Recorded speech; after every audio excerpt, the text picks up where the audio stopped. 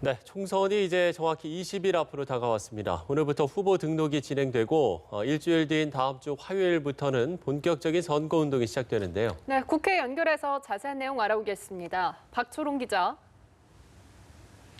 네, 중앙선관위는 오늘과 내일 이틀 동안 오전 9시부터 오후 6시까지 후보자 등록을 받습니다. 여야가 승부처로 꼽는 서울 종로의 이낙연, 황교안 후보와 광진을의 고민정, 오세훈 후보, 동작을의 이수진, 나경원 후보 모두 직접 후보 등록을 했습니다.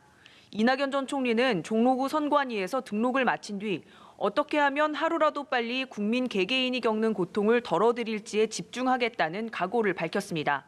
통합당 황교안 대표는 정권 심판을 강조하고 있습니다. 황 대표는 이번 총선은 문재인 정권과 친문 세력을 심판해 위기를 극복하고 새로운 기회를 열어야 할 것이라고 밝혔습니다. 코로나19 사태 속에서 진행되는 이번 총선은 문재인 정부에 대한 중간평가와 대선을 향한 전초전의 성격을 띱니다. 원내 일당을 진보, 보수, 어느 진영이 차지하냐에 따라 전국이 급변할 수 있는데 연동형 비례대표제가 처음 적용되는 선거라 비례정당을 내세워 의석수를 얻기 위한 꼼수가 난립하면서 혼탁한 양상입니다. 오늘 오전엔 비례대표 정당 투표 의향을 묻는 리얼미터 여론조사가 나왔는데요.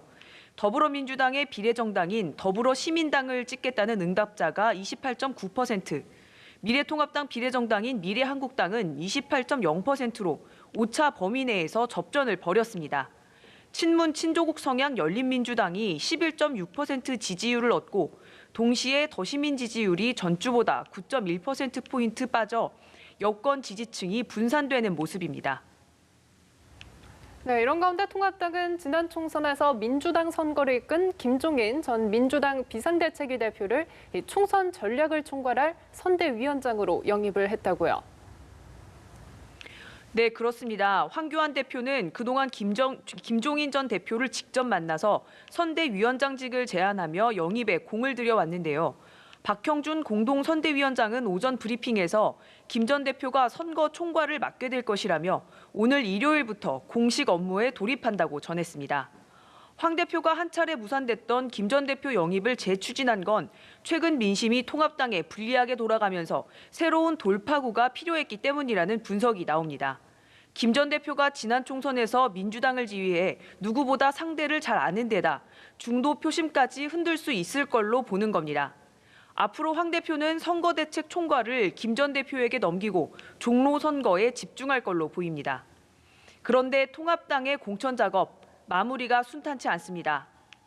황교안 대표가 막판 공천 뒤집기를 강행하면서 공천관리위와 갈등을 빚고 있는데요.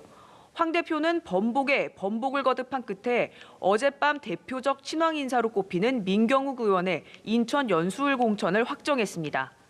단수 공천을 받았다가 경선 패배, 재공천을 거쳐 탈락한 민현주 전 의원은 결국 선거 이후 친박과 황교안 체제를 어떻게든 고수하겠다는 발악이라며 거세게 비판했습니다. 다른 탈락 후보들의 반발도 이어지고 있습니다.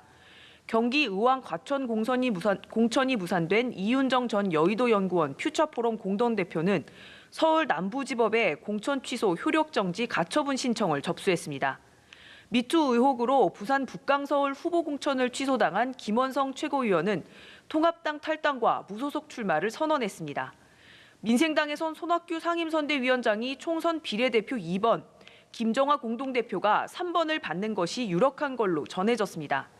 손 위원장이 이번 선거에서 백의종군할 걸로 예상했던 일부 당 관계자들은 노욕이라면서 거세게 반발하고 있습니다. 지금까지 국회에서 전해드렸습니다.